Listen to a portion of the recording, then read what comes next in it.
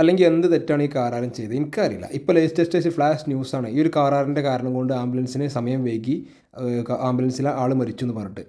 ഇത് വീഡിയോ കണ്ടു നോക്കി, വെറുതെ പടച്ച് വിടേണ്ട ന്യൂസ്. നമുക്ക് ആദ്യം ആ ന്യൂസ് ഒന്ന് കാണാം. കണ്ണൂരിൽ മട്ടന്നൂരിൽ ആംബുലൻസിന് വഴി നൽകാതെ ഒരു കാർ. എന്താ സംഭവിച്ചെന്നല്ലേ? ഹൃദയാഘാതമുണ്ടായ രോഗിയുമായി തലശ്ശേരി ആശുപത്രിയിലേക്ക് പോവുകയായിരുന്നു ആംബുലൻസ്. ഈ ആംബുലൻസിനാണ് ഈ കാർ ഡ്രൈവർ സൈഡ് നൽകാതിരുന്നത്. ഒടുവിൽ എന്ത് സംഭവിച്ചു? ആംബുലൻസിലുണ്ടായിരുന്ന മട്ടന്നൂർ സ്വദേശി റുക്കിയ മരിച്ചു. ആ ദൃശ്യങ്ങൾ നമുക്കൊന്ന് കാണാം. ഇതാണ് ആ സംഭവം. ഞാൻ ടൈമിങ്ങൾ നോക്കിയോണി. ഇതാണ് ആംബുലൻസ് മുന്നിലാക്കണ കാറ്. ആ ഓൺ അടിക്കണോടുകൂടി ആ കാറാരം സൈഡാക്കാൻ നോക്കുന്നുണ്ട് ഓരോ സെക്ഷനും. കാരണം ഫുൾ 2 സൈഡിൽ വണ്ടിയാണ്. ഇവൻ എവിടെ സൈഡാക്കാൻ നോക്കുമ്പോഴും അവന് ഗ്യാപ്പ് കിട്ടണില്ല.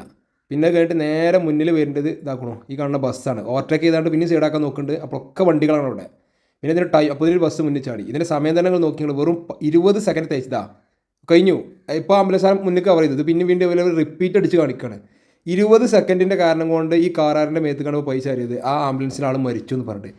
ഇവർക്കൊന്നും ഒരു ന്യൂസും കൊടുക്കാൻ വേറെ ന്യൂസ് ഇല്ലാത്തതാണ്. അപ്പോൾ ആ കാറാരൻ എന്തായി? തെറ്റുകാരനായി.